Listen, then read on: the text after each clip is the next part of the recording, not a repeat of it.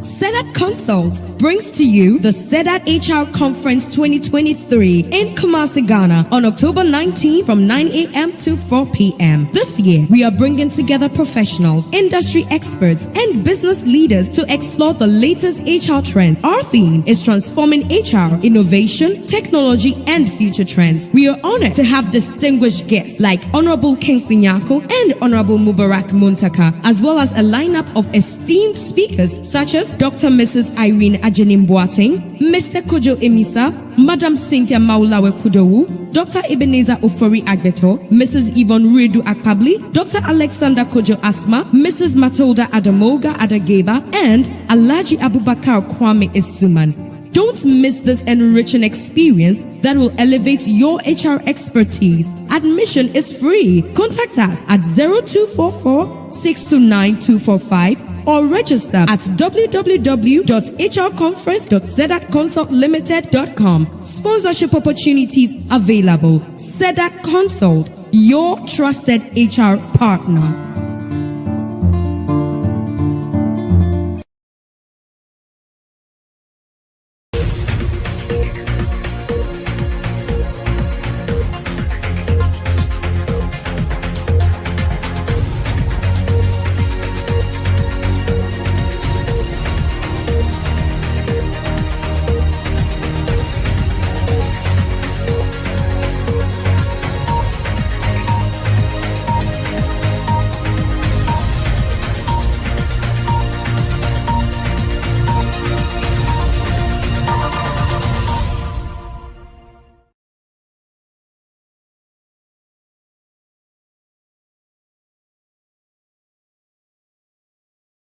Hello, good morning, good afternoon, good evening, wherever you're watching us from. Welcome to today's episode of Personality in Focus, a conversation with our conference speakers. And I'm super excited to be hosting today's episode. Last week was very insightful, and today promises to be another insightful session with our guest speaker.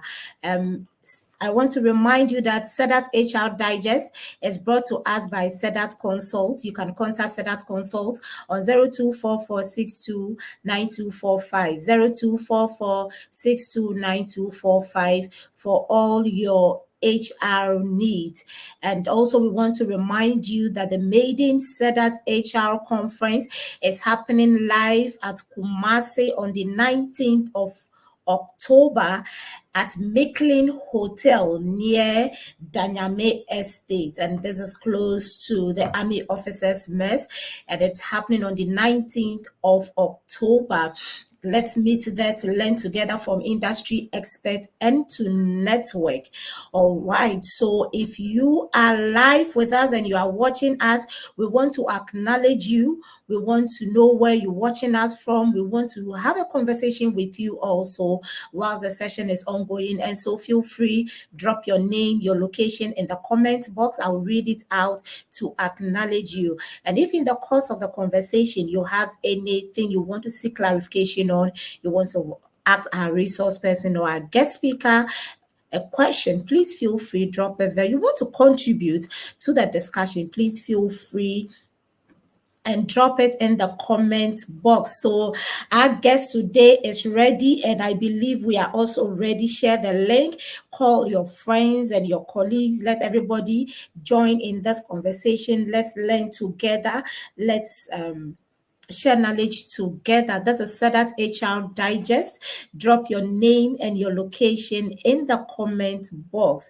All right, so I want to go straight to introduce our resource person for today. He is a regular speaker on Sedat HR Digest, and I am super excited to be hosting him once again on our Personality in Focus edition. All right, so our guest is an experienced HR professional with a wide range of experience in HR practice and consulting. His experience spans a wide range of industries, including banking and financial services, manufacturing, telecommunications, trading, and the public sector. And these are just a few places that we would want to mention. He's a big man and he has a wide range of experience. And so I'm so excited because today we are going to learn a lot about his career and how he's made it so far. He is currently the director of HR and administration at Valco Ghana. He is an ICF certified and a transformational coach. Ladies and gentlemen, wherever you're watching us from, I'd like to introduce to you our resource person for today, Mr. Abubakar Kwame Isuman. Okay, let me add Alaji to it. Alaji, you're welcome. Thank you. Thank you very much. Thank you, Pat. We are super excited to have you today on Sedat HR Digest. It's always a pleasure and it's always insightful to have you on our show. It's a pleasure to be here. A privilege. All right, so let me go straight to our comment section. I have Zachary. Zachary says, hello, I'm watching from Kumasi. Thank you, Zachary, and I hope we'll be seeing you on the 19th at Micklin Hotel in Kumasi. All right, so I have Mr. Hey, is it Gotacho? Please forgive me if I haven't pronounced your name. We're watching us from SA. Thank you so much. Right, Sami is watching us from Kumasi. Thank you, Sami. Keep dropping your name and your location in the comment section. So Zachary says, welcome, Alaji. Good to have you again. Yeah. I'm sure he's also excited to be here with us. Collie Sam says, hello, I'm watching from Ashaman. Oh, Sam, good to have you here. Good to have you here. I see you. All right, so we want to go straight into our conversation for today. Like I said, that's a personality in focus. We are having a discussion with our conference speakers.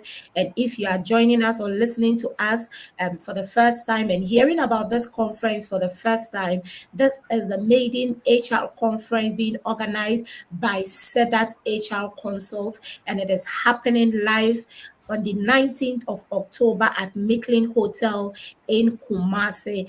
And so we will drop the link in the comment section. Click on it if you haven't registered. Register and let's meet at Kumasi and let's learn from the industry experts. We must not make the mistakes they made. I mean, let's go and learn, let's go and network. And I believe that it will be a great session for all of us. And like I said the last time, once you attend this conference, trust me, your career journey will never be the same. All right, so straight into our conversation. Abu, once again, you are welcome. And we want to find out from you what inspired you to choose a career in HR. What has been your journey so far in your profession as an HR practitioner? All right. Thank you very much, Patience. It's an honor, a privilege, and a pleasure to be here. It's always good to meet on platforms like this to share our experiences with others. Basically, my decision to veer into HR was taken when I was teaching in the UK. So I went to the United Kingdom to go and do my MBA. And whilst doing that, I was having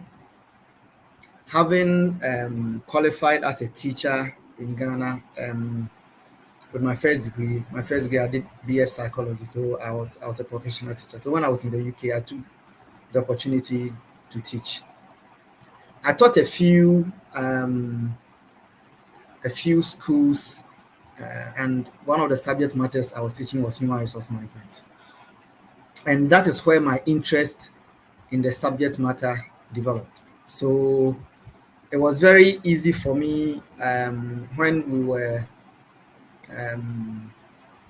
deciding on our major. It was very easy to select HR, and for Leicester University, their HR was Christian employee relations. So I did MBA in employee relations. So basically, that's how my interest in HR developed. Maybe one would say it may also have had something to do with the first degree I did, seeing that I studied psychology. So anything that has to do with human relations, studying how humans behave, taking decisions based on humans and stuff like that was something that triggered my interest. So in short, that's how my interest in HR developed, and I will say I've never regretted pursuing a career in HR. Of course, it's HR is a minefield. You never. I always say that when you pursue a career in HR, you never get credited because the employees will always say that you are always implementing management policies, and then management, because of course once a decision is taken you have to implement, so the employees only see you implementing of course the HR policies or decisions taken, and then in management too you have to make a case for why certain decisions that are not in the favor of employees should not be taken. And so at that, or in that room, you're also seen as someone who is always here to champion the views of employees. So you are caught in the middle. But for me, I always say that to the extent that you know the impact you are making, you don't seek commendation from anyone. But if you do your job well, it is only a matter of time that your constituencies, i.e. the employees and management, executive management, will see the job you are doing and will commend you for it. I've never regretted choosing HR as my career. Thank you, Pat. Right. So I would say he's never regretted choosing HR as a career. But it's very obvious that you didn't just rise to become a director in HR. We believe so strongly that it started somewhere. How have you been able to progress from one level to the other? What did you do to help you move from one level to the other? All right. Thank you very much. So when I returned from the UK, the first job I got was with the Capital Group, a consulting firm, and I was privileged to work with a very experienced man in consulting who taught me a lot. Of course, at the time I had just returned, so I would say I was very high on ideas, how to fix things, and I always say that I was a solution center. So any problem that comes my way, I have to find a solution. I will not sleep well until I find a solution. And I think for a consulting firm, that really came in handy. I was hired as the manager for HR services, and thanks to hard work and impact, I was made the operations manager. So all other services in the company started reporting to me. So I was like the deputy to the CEO, and I was very I had high energy. Fresh from school, you want to apply ideas and stuff like that. And I would say that the CEO gave me the room to operate. And because it was a consulting firm, he also built capacity in me. So I attended some of the prestigious HR conferences across the world. So in a short time, I really built a lot of capacity in my area.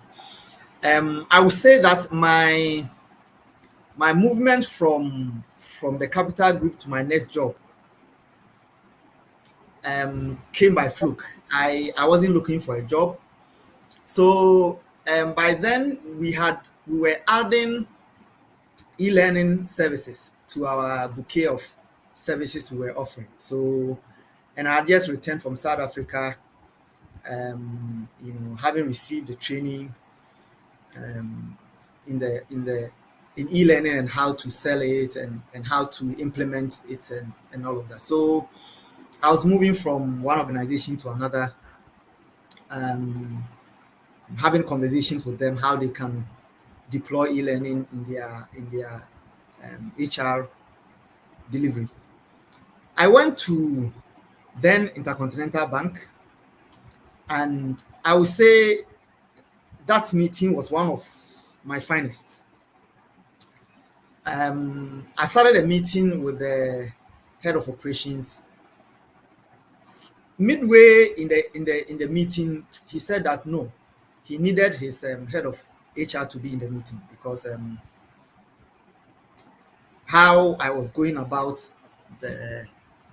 my delivery, he definitely needed his the head of. In fact, at the time, he was head of human capital. So he invited him into the meeting, and we had a very good meeting. And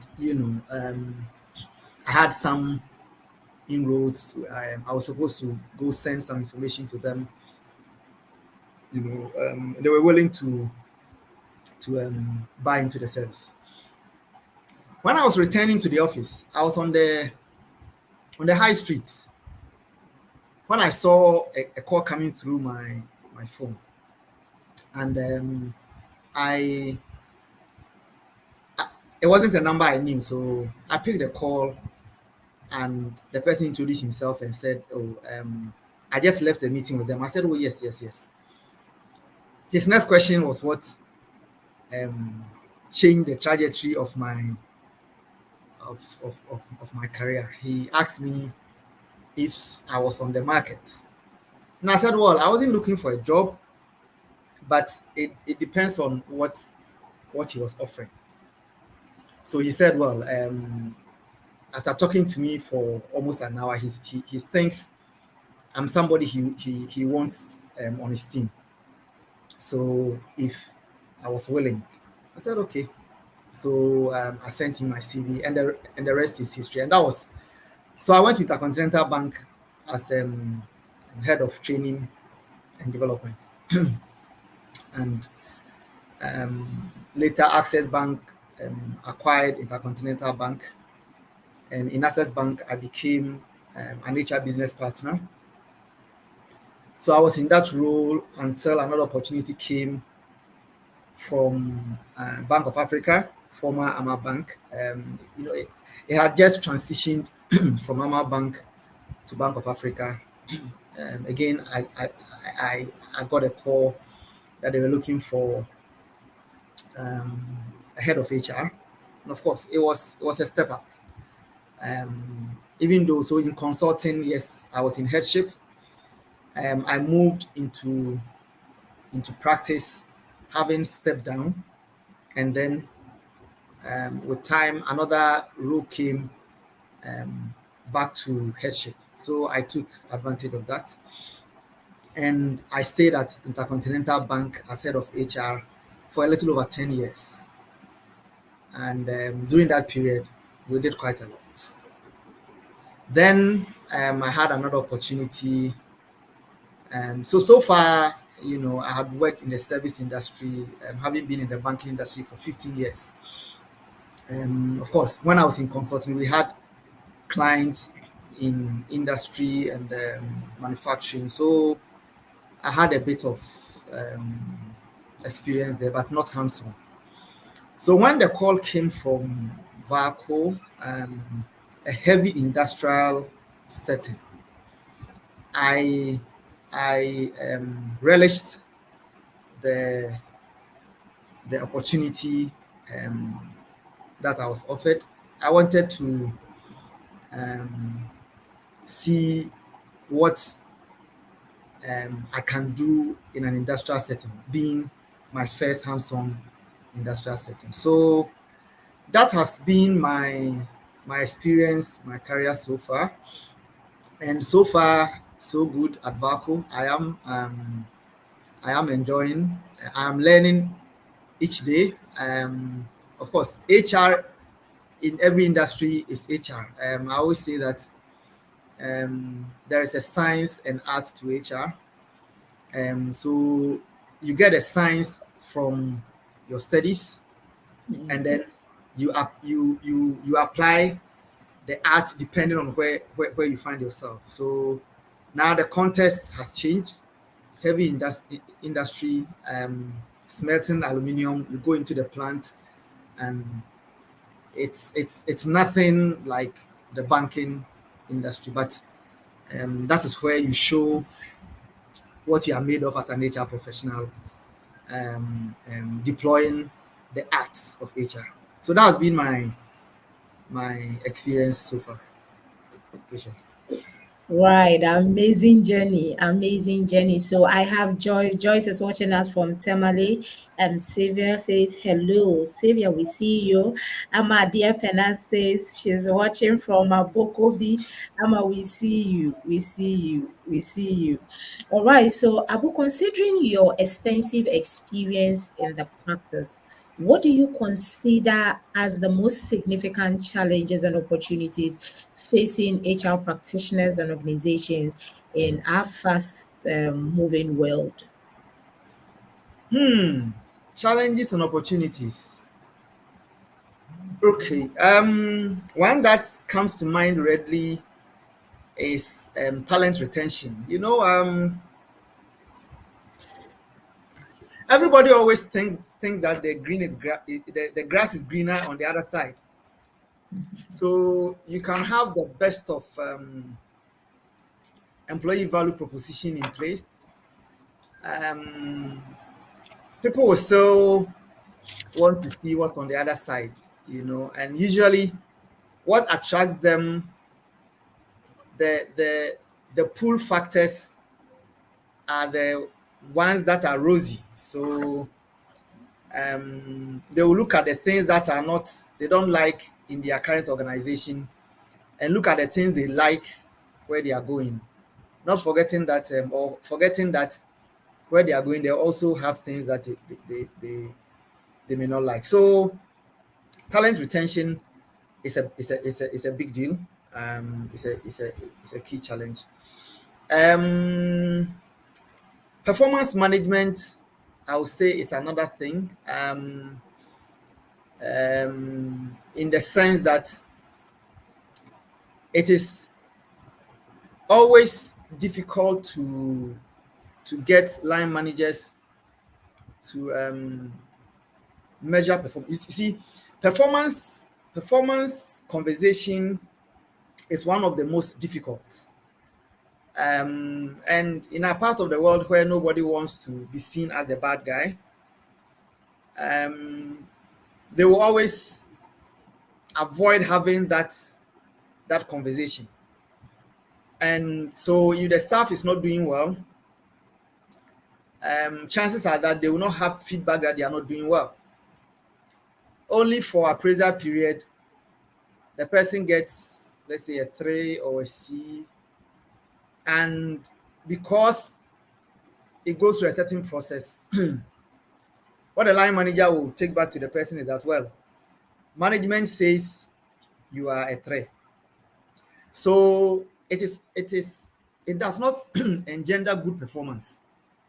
You find that always employees are not happy because they think the appraisal process is not fair, just because the actors in the process fail to do the right thing. So performance management, I would say, is one key challenge. If all the players play their part, and you can have the best of performance management processes in place. I've supervised over some of these spot on performance management processes. But sometimes line managers want you, the HR person, to even come and sit there and do their appraisals for them. You can have a process that says that the employee or the appraiser will have to do their self-assessment before it goes to the line manager. Then they will sit down and have a conversation, give feedback before it goes to the next line, all the way to a consistency committee. But the players always find ways to sidestep the process, and so it becomes difficult to measure performance and by so doing increase productivity. So that's one area. Another challenge I think is change management.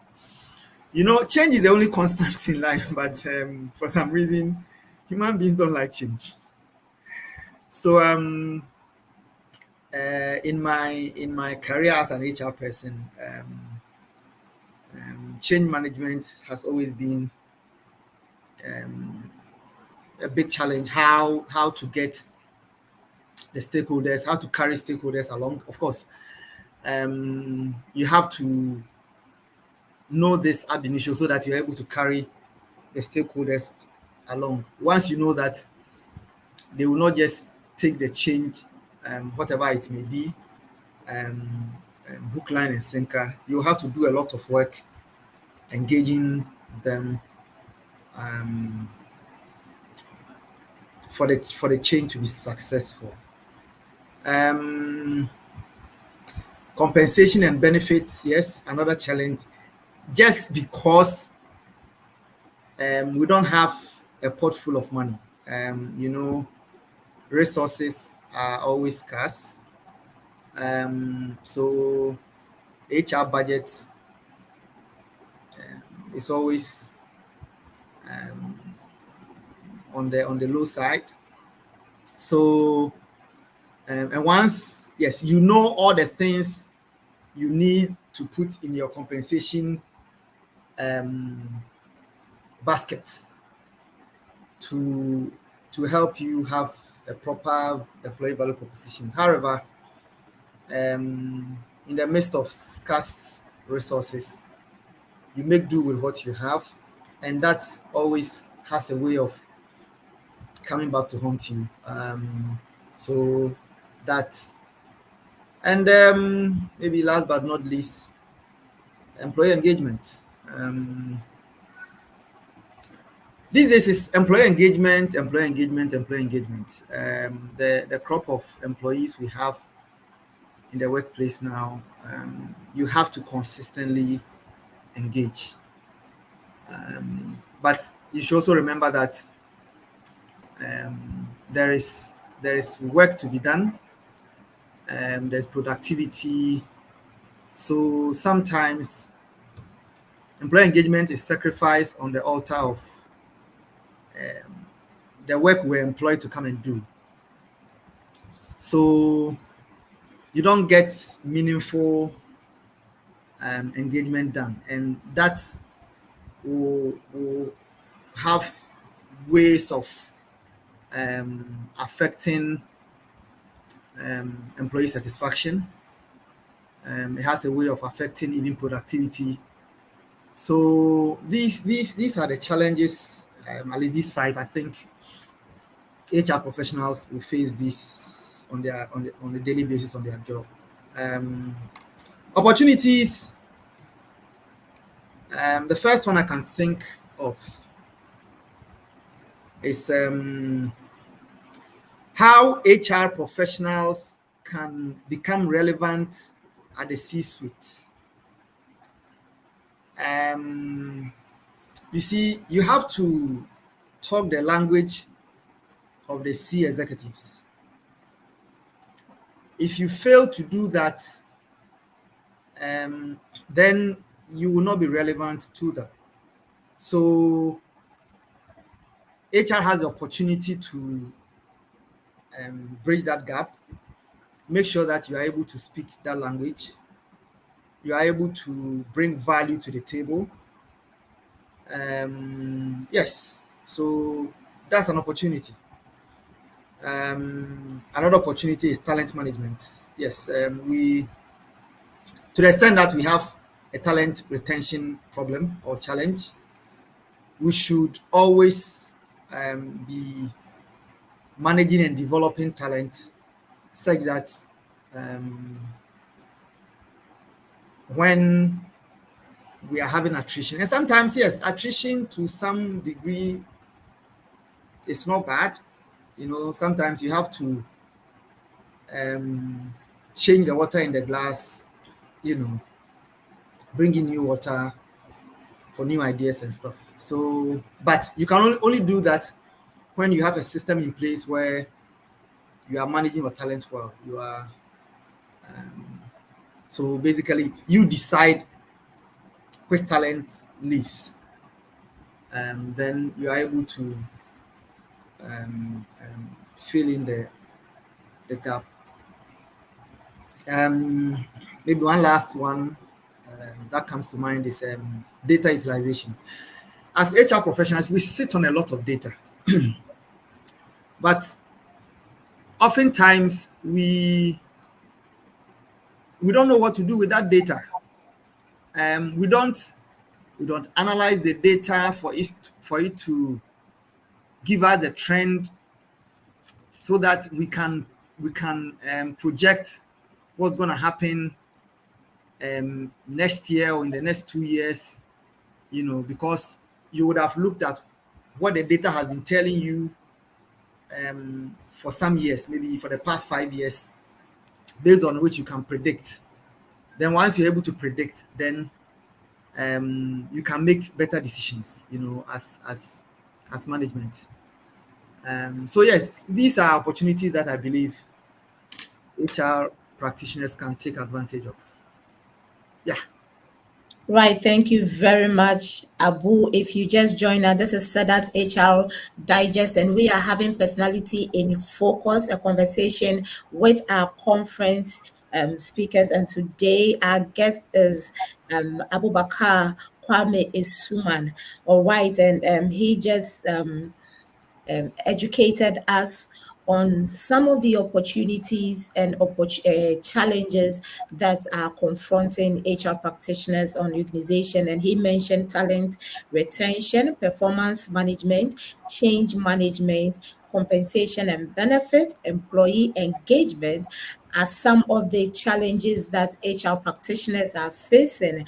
And then also for opportunities, it says being relevant at the C-suite and speaking the language of the executives, talent management, and then data utilization. These are things that we can take opportunity of to change our workplace. All right. So before we go for our break, or before we go on break, I'd like to ask Abu this question, and then we'll proceed to take some break.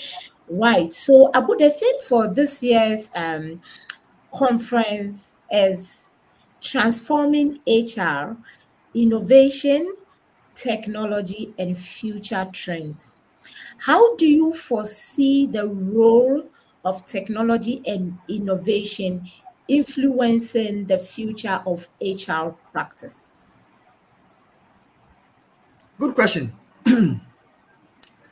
Well, technology is the future. So it goes without saying that HR cannot be an exception. We can't run away from technology weaving its way into how we do things as HR practitioners. Presently, some areas where technology is deployed, data analytics, e-learning, virtual meetings. These days we do virtual interviews. In fact, these days even how technology can or is helping to assess whether people are suitable for certain jobs,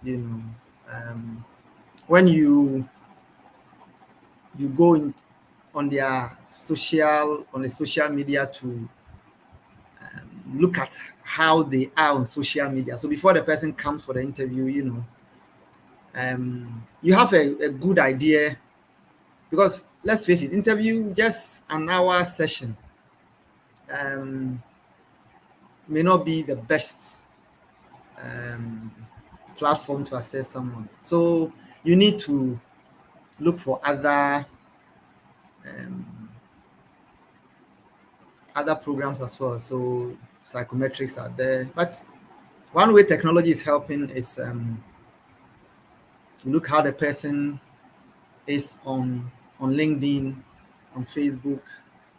So you get a lot of information that you can discuss once the person comes before you. So then it's not what the person has prepared for you on the CV alone that you have, but how they are carrying themselves out, or how they are handling themselves on social media. And of course, this is possible through technology, and it's going to be even more pronounced or intense going forward. So yes, I really foresee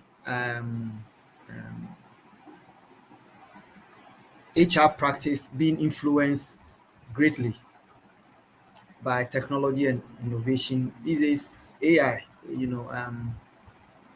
when if you are not careful, maybe you give your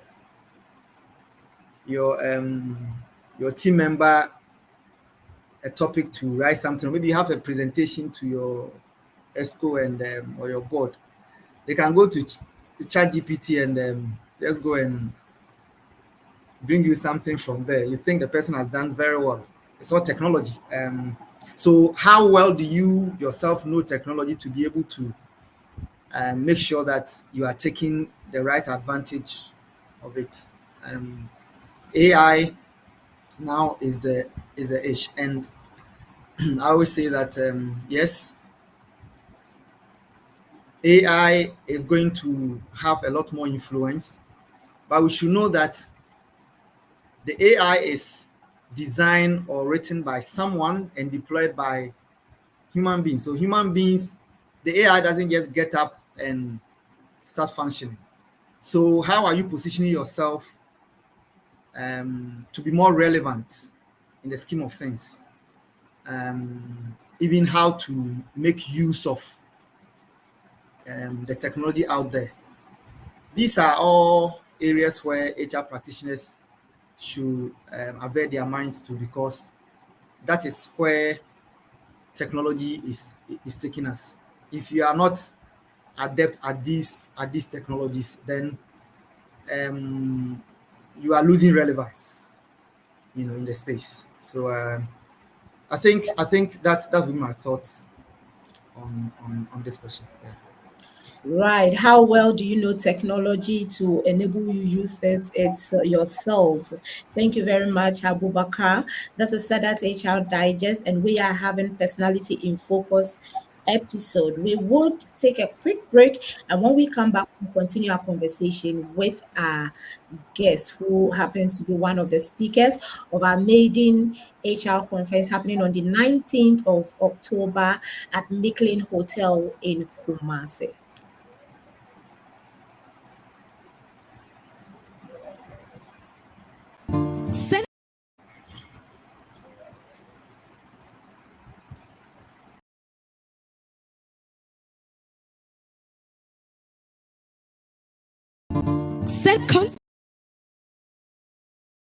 Sedat Consult brings to you the Sedat HR Conference 2023 in Kumasi, Ghana on October 19 from 9 a.m. to 4 p.m. This year, we are bringing together professionals, industry experts, and business leaders to explore the latest HR trends. Our theme is transforming HR, innovation, technology, and future trends. We are honored to have distinguished guests like Honorable Kingsley Nyako and Honorable Mubarak Muntaka, as well as a lineup of esteemed speakers such as Dr. Dr. Mrs. Irene Ajenim Boateng, Mr. Kojo Emisa, Madam Cynthia Maulawe Kudowu, Dr. Ebenezer Ofori Agbeto, Mrs. Yvonne Redu Akpabli, Dr. Alexander Kojo Asma, Mrs. Matilda Adamoga Adageba, and Alaji Abubakar Kwame Isuman. Don't miss this enriching experience that will elevate your HR expertise. Admission is free. Contact us at 0244 629 245 or register at www.hrconference.zedatconsultlimited.com. Sponsorship opportunities available. Zedat Consult, your trusted HR partner.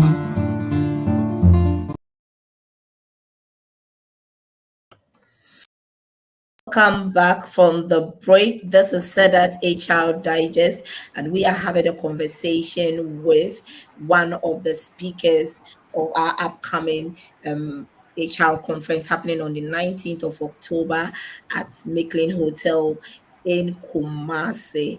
Okay, so we want to continue our conversation, but before we do that, I'd like to acknowledge our sponsors for our maiden conference. We want to also remind you that sponsorship is still open. If you want to personally sponsor us or your organization wants to come in to sponsor us, feel free to contact us and we would be very glad to receive your sponsorship. All right, so we have Fiman Rural Bank. They have 40 years of leadership in the rural banking in Ghana. And visit any of their 17 branches across the country for all your financial needs or support. They are into loans, deposits, savings, investment. You can contact them on 020 2030 061 020 2030 061 or 020 2030 0055 020 2030 0055. A lot of zeros in their contacts. Right, then we have Global Leadership Group. GLG is a global leadership company and services. Their operations spans from leadership and management programs, and so you can contact them for all your leadership trainings you need, an organization to train your executives, train your leaders, train the people within your organization to build and enhance their competence and skills to do what they've been employed to do. Your go-to organization is Global Leadership Group. You can contact them on 0242 503518 0242 503518. They say we discover, we develop, and you lead. Right, so our next sponsor is Euracare. Euracare is an advanced diagnostics and heart center, and they are into medical services. They provide world-class medical services to patients without stress and expensive international travel. So they save you from all your expensive international travels, and their services spans from the general clinical services, dialysis. They have a dialysis center, electromuscle stimulation, acute stroke, MRI, CT scans, and you can contact them on 050 089024 050 089024. All right, we have 20 stitches. All right, and they are a fully owned Ghanaian company registered to undertake general fashion works, and their works includes but not limited to t-shirts, school branded apparels and branded paraphernalias, hoodies, choir robes, security clothing, protective overalls, name it, anything fashion. They are there to support you. They are there to help you out. You can contact them on 0244 156988 0244 156988, and they can be located at Tema Community 12 Guava Lane. So I'm sure when you call the contacts, you will get a rep to respond to you. All right, so we also have Seamless HR as one of our sponsors, and Seamless HR is Africa's leading HR and payroll software providers. They help you to organize your HR processes efficiently with modern HR and payroll softwares. That leaves you nothing out of the picture, right? From recruitment to the time your employees exit from your organization. They said they provide end-to-end software to streamline your HR processes so you can focus on becoming a strategic partner to your organization. Remember, Abu said that as HR people, we need, one of the opportunities is that we need to speak the language of the C-suite, and for you to have the time to speak and to learn and to be able to communicate with the executives and make meaningful impact at the C-suite or at the table, you need to make sure that you have a system that is taking care of your operational HR activities. And Seamless HR is your go-to organization. You can contact them on 020 4250 992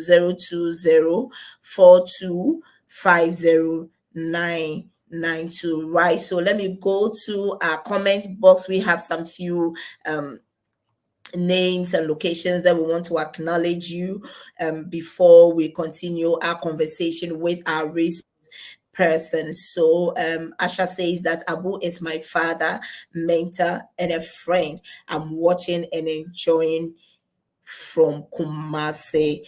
Great, Asha. We hope we're going to see you at the conference. It's free, and so you don't need to pay for anything. Please make your way there. Let's interact with industry experts. Let's learn from them. We must not make the mistakes they did whilst they started their journey. And so Abdullah says, hi, I'm Bilal Nana Jaro from La Paz. Right. Thank you so much, Nana, from watching us. Matilda Tenkran says she's watching from Akosombo. Right. So Zachary says, after interdiction is required of the employer to refund other half pay to the employee. I guess that's a question he wants to find out from. I guess that after interdiction, is the employer required to refund the other half pay? So I'm sure he will touch on it before we continue our conversation. We also have the link, the registration link, dropped in the comment section. Click on it to register, and we have limited seats available, and so you want to be fast to register. So Stephanie Danso says, I'm watching in from Ayamfre. Abu is very experienced, very, very experienced, and I'm enjoying our conversation with him. All right, so go Hey, Gotacho or Gotacho, please forgive me. I'll be grateful if you can drop your first name so I can pronounce it. Or he says AI. I heard about it. Yes, AI is here with us in our practice as HR practitioners and organizational leaders, and we need to take advantage of it. We need to learn. We need to, and that's what Abu said. How well do you know technology to be able to use it? So Samuel says, looking at things critically over the years, what is that one thing that employees need aside the extrinsic values, which is mandatory for them to stay with one company for 15 years, like you have done? So, Abu, there's a question to you. Sami says that looking at things critically over the years, what is that one thing that employees need aside the extrinsic values, which is mandatory for them to stay with one company for 15 years, like you have done? I'm sure Abby will respond to that. We also have a question. Someone wanted to find out if the employer is required to refund half of an interdicted employee's pay to him after the interdiction. I'm sure Abu will do justice to that question. Right. So Cherry says that, all right. So hi, I'm Nana Safua, watching from Takrade, and it's my first time joining. Thank you so much, Nana, for watching. We are excited to have you here, and good to have you. Please share the link. Let your colleagues and others also listen and learn from our conference speaker. And I hope you are learning a lot. That's a Sadat HR Digest, where we discuss topical HR issues and discuss organizational matters that helps you to impact your organization positively. So over to you, Abu. I guess you would want to respond to the two questions that have come, and then we would continue with our conversation. All right, thank you, Patience. So let me take the interdiction question first. Yes, so the essence of interdiction is to allow for investigations to be conducted. So, and the labor law says that you cannot put someone on interdiction for more than 6 months. So, yes, so when someone is put on interdiction, they are paid half pay. However, after investigations, if you find that the person is innocent of the charges against him or her, then the person is reinstated and you have to pay. So let's say the person was put on interdiction for 2 months and he was during that period he was given half pay. You found out that the person is not culpable, so the remaining half salary that you pay the person, you have to refund it to the person. So you pay the person fully for the 2 months. You paid him or her the half salary. Excuse me. However, if the investigation showed that, and usually it's offenses that are very serious that can result in dismissal. So then, if after the investigation the person has to be dismissed, then yes, you go ahead and dismiss the person in line with the processes of the company. And in this case, you don't refund the half salary.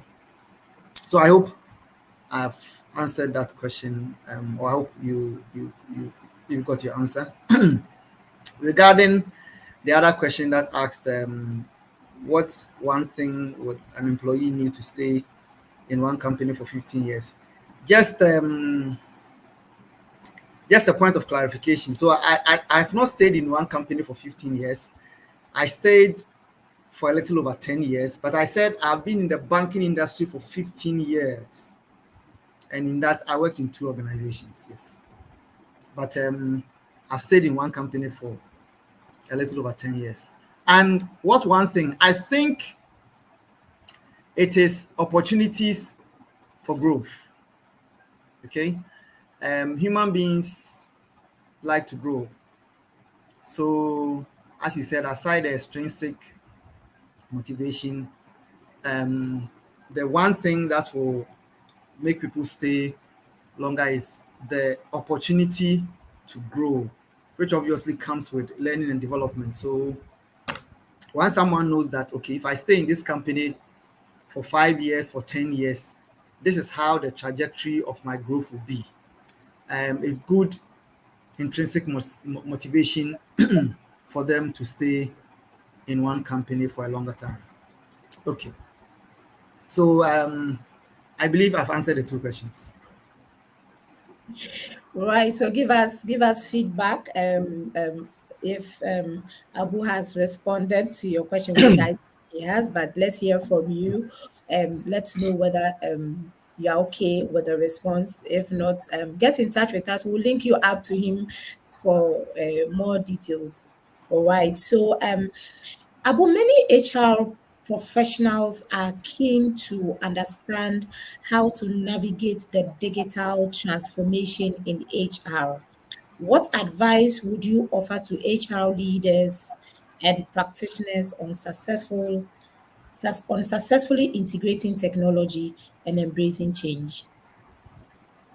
Okay, so the advice I would give, I think I even hinted on it earlier in my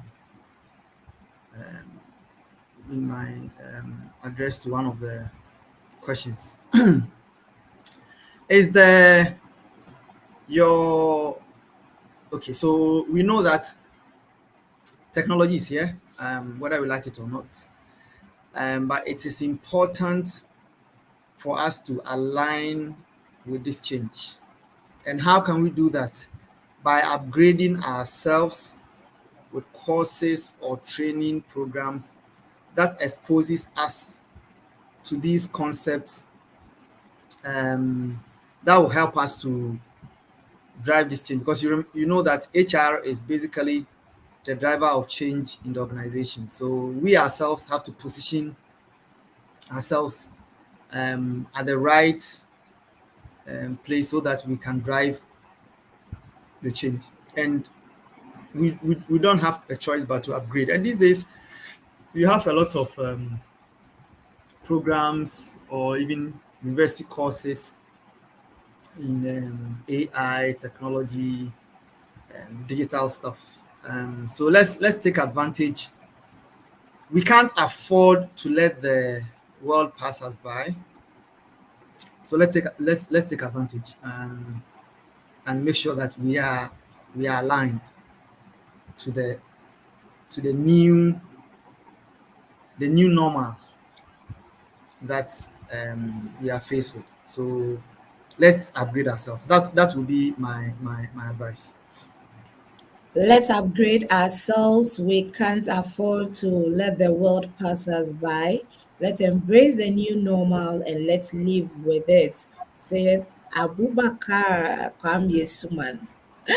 All right. So, Abu, as one of our distinguished guests or speakers at the upcoming conference, we want you to give us a sneak peek into what we can expect from your session. All right, thank you. So basically, I think I'm speaking on implementing AI and automation in HR, streamlining processes and enhancing efficiency. So that is the topic I'll be speaking on. So I'll be sharing insights on how HR professionals can leverage on AI and automation to cut the paperwork and improve efficiency. HR people, we like paper. We like paper. Everything, sign here, fill this, do this. We inundate people with papers. The era of paper is over. So we will be sharing insights into how we can use automation to cut out the paperwork. In fact, if you ask our employees, they don't like filling those papers. They would rather you send them a certain form, excuse me, that they can complete, in the comfort of their home, or when they are less busy, in their office, they'll fill it and send it back to you. So we'll be sharing insights into that. We'll also talk about how to make processes seamless and improve work efficiency. Again, HR, our job is processes, procedures. So how can we make it such that it takes away the burden that people have to go through following all these procedures and processes? Are there no tools that will make it easier for them? So we will share some insight on that as well. And then most importantly, we'll talk about how to build capacity and expertise in this whole area of AI and automation so that we can stay relevant. So I think these three are just a sneak peek. So if you want to hear more, please register and make sure you fill the auditorium. Okay, it's free. Then we can talk. You have opportunity to ask questions, and then we all live there better than we got there. Thank you. We'll all leave there better than we got there. Make sure you register. Let's fill the auditorium. Let's meet. Let's network. I'm going to be there, and I'll be very happy to meet all of you there. I only see your names. I don't see your faces. It will be good to now attach. I mean, add the faces to the names, right? And so now when I'm saying Zachary, I know this is Zachary, you understand? So let's meet on the 19th of October at Micklin Hotel for the Maiden Sedat HR conference that is happening in Kumasi. Micklin Hotel is at Danyame Estate near the Army Officers Mess in Kumasi. You want to find your way there. If you live in and around Kumasi, please find your way there. Let's meet. Let's learn from the industry experts. Let's learn from their mistakes. Let's learn from their successes. And I believe that, like Abu said, we will leave there better than we got there. And this is not only open to practitioners who are on the job, it's also open to students who are studying HR, or you are into any leadership, reading any leadership course. There's an opportunity to come there and learn. Listen, you are not only going to work with systems, you will work with people. You are going to interact with people wherever you find yourself, and it's an opportunity for you to come and learn how to manage people and also lead them so they can give you the desired results. All right. So I have a few comments and questions. Zachary is back. Zachary, I think because of you, once we are done with the personality in focus session, we'll schedule a time and have Q&A session. But you can get in touch with us. You can call the contact number that is scrolling on the screen, or the one that is in the link call. We will help you out with the response to your question. We'll help you out. We are far behind time. It's a 1 hour session, and we are going beyond our time. So, but we definitely want to help you out. So please call our contacts. The one that is scrolling on the screen will help you out to so you can handle or clarify what you are asking. So Mamiesi says she's watching us from Sotium. Thank you so much, Mami. So Abu, my let's say last but one question. The last question is not a question per se, so this probably will be my last one, and it's about mentorship and continuous learning. We all know that mentorship and continuous learning is critical in HR, and for any leader that leads or manages people. How have you nurtured your own professional growth, and what recommendations would you do you have for aspiring HR professionals seeking to advance their careers and seeking to stay relevant in the field of HR? Thank you very much, Patience. Another very good question. So I would say I've been lucky to work with some great HR minds and some managing directors as well. You know, sometimes as HR people, we don't, we need the other perspective to fashion us to become great HR people. And I've had the opportunity to work with some very great managing directors who have knocked me into shape with their perspective on HR matters. And of course, the ability to be humble or have the humility to learn under the feet of these great minds is what we need. And for me personally, that has really helped me. Another thing that has helped me is I'm an avid reader. I love to read, and I'm not the type that just reads and get the ideas and hang the book there or put the book back on the shelf. I like to implement the concepts in the book. So if I can tell you some concepts that are very good on paper or in books, but not very good in practice. So I like to read, get new ideas, and put them into practice, implement them, and see what I get from them. So, and of course, by doing that, I learn in the process. My experience is enriched. Then, most importantly, I also learn from engaging with my team members, my direct reports, so to speak, and then or people I train, people I mentor, because I like to be challenged. So I always give people the opportunity to challenge my thinking. And excuse me, young people are full of new ideas. So I'll give you the opportunity to challenge my idea with yours, and let's see.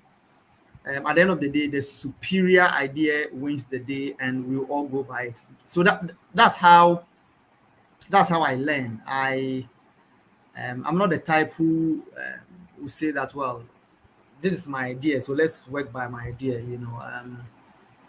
Once you bring an idea, we discuss it, and that idea is superior, we will definitely go by that. So these are ways by which I have learned in my career and stayed relevant in the field. Yes. Right. Thank you very much, Abu. And I mean, you said something that's really resonates with me. He says when he reads a book, he doesn't just learn from it and then put it back on the shelf, but he makes sure that he implements the concepts. And that is very, very, very great. And I believe somebody out there is learning from Abu's this short or brief way he has advanced in his career with us. And if you get the opportunity to be mentored, it's not a time for you to just keep the person's contact and leave it there. Make sure that you challenge them to help you, push them to help you, because they really do not have time. So don't just be happy having contacts of people say, oh, you're my mentor, and you're not learning anything from them. It's an opportunity for you to learn. And like Abu has said, he has got great people who have challenged and helped him in his career. Right. So my final question, which is not a question, but I just want Abu to um, um, I mean, a lot of people are planning, people have registered for the conference, people want to attend. Some of them are in doubt, should I attend, should I not go, I'm looking at my time and all that. What message do you have for such people? And at the conference, what's not only your session, but what advice would you want to give to those who are planning to attend, and also those who are in a dilemma whether they should attend the conference or not? Okay. Thank you, Pat. So some of us have been shaped by the having the opportunity to attend some conferences. When you attend conferences, you come across industry speakers, thought leaders, persons who ordinarily you may probably not have met anywhere in the course of your career, but you meet them. You can have the opportunity to even get their contacts and continue to learn from them. You have the opportunity to network with other professionals who are able to attend the conference. So a conference gives a whole lot of advantages to participants. So it is on that note that I advise, or I encourage anyone who is hearing me, that don't let us miss this conference. More so, the first of its kind in Kumasi. So anyone who is around Kumasi or in the south or even in the northern part of Ghana, who have easy access to Kumasi, I'll encourage you to take advantage of this conference. Persons in Accra, maybe you have, even in Accra, you've not had this opportunity and you want to go to Kumasi to attend. It will be worth your while. This is a free conference. You're not even going to pay money. So it's a conference that will be worth your while. If you look at the array of speakers that SEDAT has assembled, these are persons who are great minds in their various fields. So we encourage you to take part in the conference. HR practitioners, students, anybody who want to learn about the ins and outs of any of the topics that have been lined up, I encourage you to take part in this conference, and you will not regret your date. Thank you. Thank you very much, Abu. It's been wonderful having you. I see some questions in the comment box. Please don't worry, our time is fast spent, but that's okay. We'll still attend to you.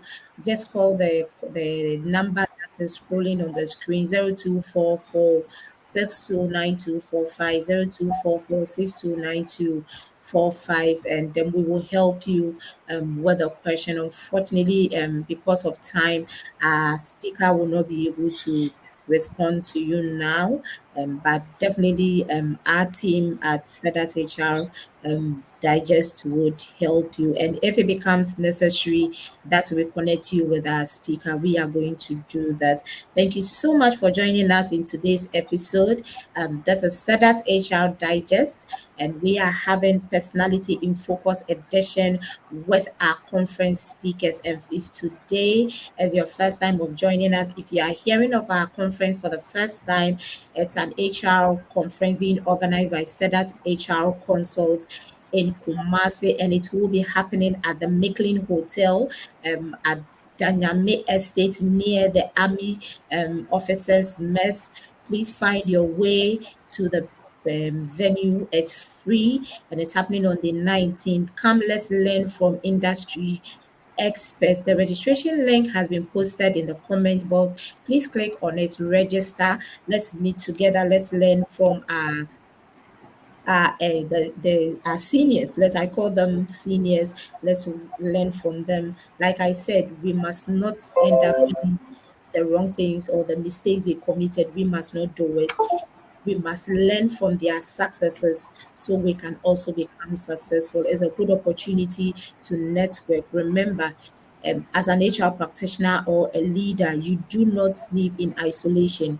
You need people to interact with. You need people to learn from. You need people to share ideas with. And the HR conference offers you this great opportunity to meet with our conference speakers, meet with other industry experts, to learn from them. We will have breakaway sessions, a lot of that. It's a fully loaded conference, and you do not want to take yourself out. And then before I sign off, I'd like to say a very big thank you to all the organizations that has come on board to sponsor us for this conference. It's a free conference, and they have come on board to support us so we can provide, or we can give you this fully loaded conference for free. So Fiman Rural Bank, thank you so much for coming on board.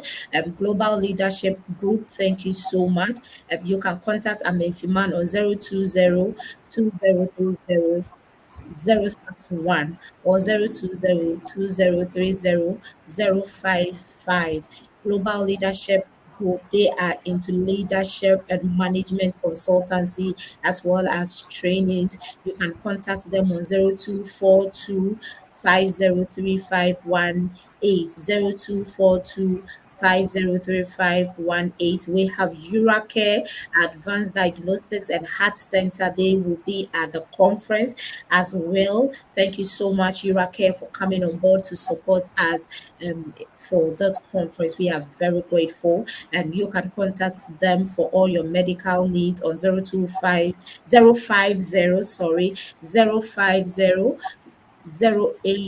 089024